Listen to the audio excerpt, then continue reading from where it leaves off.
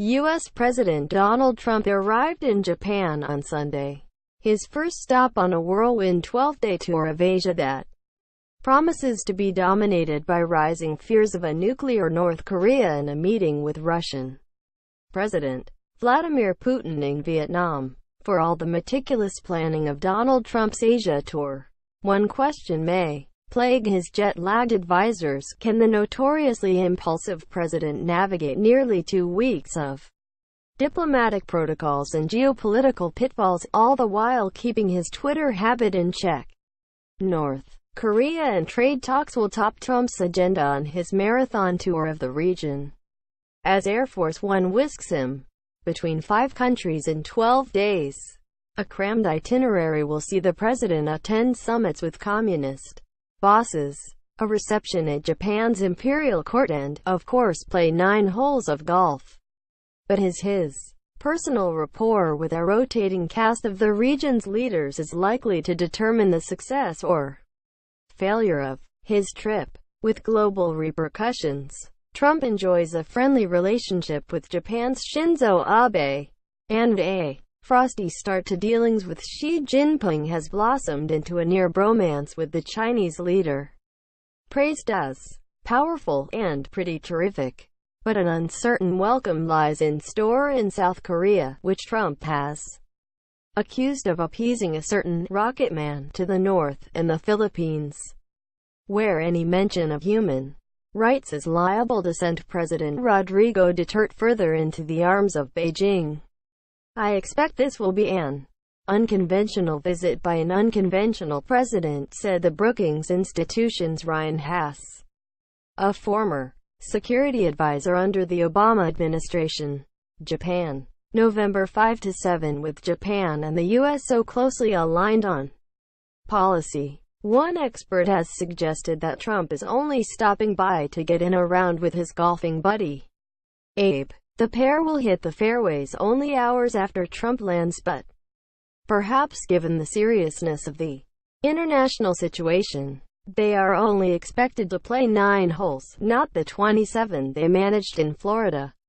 In another attempt to put the president at ease, Japan is rolling out wacky crooner and internet sensation Pikataro, whose bizarre 45-second pen pineapple apple pen ditty went viral last year. That will be a prelude for a meeting with the Japanese emperor, a protocol minefield that tripped up Barack Obama when he bowed deeply to the 83-year-old Akihito, drawing fire from conservatives. South Korea, November 7–8. In Seoul, Trump is scheduled to address South Korea's parliament, raising concerns he could go off script and send tensions with the nuclear-armed North spiraling. With an impromptu remark, Trump has been engaged in an escalating war of words with North Korean leader Kim Jong-un, trading threats and personal insults. In his maiden address to the UN General Assembly, he threatened to totally destroy North Korea if Trump says anything that can provoke North Korea. It could send military tensions soaring again, said Koo Kab-woo, a professor at the University of North Korean Studies in Seoul. Arriving in South Korea after Japan, Trump will have to tread carefully to avoid any suggestion that he favors either of the 2 key U.S. military allies, whose own ties are strained by historical issues. The U.S. president has a much cooler relationship with left-leaning South Korean President Moon Jae-in, who he has accused of appeasement towards the North, than he does with Abe.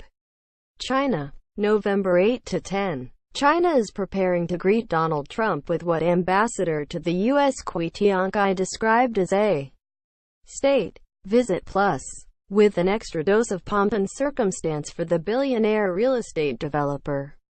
Beijing is expected to roll out a military honor guard, formal banquet, and billions of dollars of trade deals that the American leader can tout on Twitter. The elaborate stagecraft comes against a backdrop of a wide range of contentious issues, from a yawning trade deficit to Beijing's handling of obstreperous neighbor North Korea. But the virulent anti-China rhetoric of Trump's election campaign has given way to effusive praise for Xi. He's a powerful man, Trump recently declared. I happen to think he's a very good person. David Dollar, an expert on China's economy at Brookings, predicted Xi will grant Trump a lavish welcome but few concessions. The Chinese are basically quite content with the status quo of the economic relationship, he said. Aside from pressing matters of trade and security, another issue hovers over Trump's visit. Will he be able to break through the so-called Great Firewall in a country that has blocked Twitter? Asked whether Trump will be able to tweet while on Chinese soil, Vice Foreign Minister Zhang Zeguang told reporters, "How President Trump communicates with the outside is not something you need to worry about." Vietnam, November 10 to 12. Thanks to several draft deferments, Trump studiously avoided Vietnam during the war era, but arrives in the Southeast Asian country with trade topping the agenda.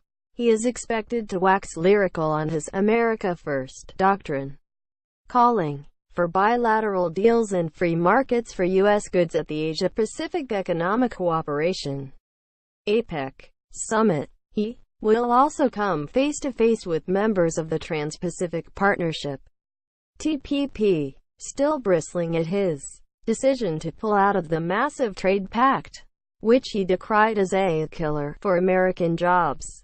Philippines, November 12 to 13. In the Philippines, where Trump will take part in a summit of Southeast Asian leaders, the U.S. President's signals on Duterte's controversial crackdown on drugs will be closely watched.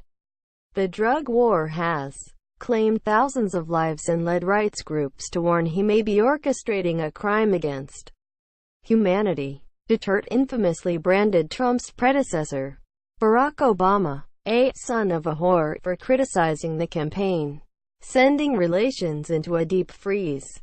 Trump praised Duterte's handling of the drug war in a telephone conversation early this year, helping to mend ties but leading to criticism that the American president had little regard for human rights. The most dramatic moment may come when the pair meet, a moment when Duterte typically urges visitors to do his trademark clenched fist salute. Critics have compared the gesture to Adolf Hitler's Nazi salute, and say it represents Duterte's disdain for human rights. AFP date created the 4th of November 2017.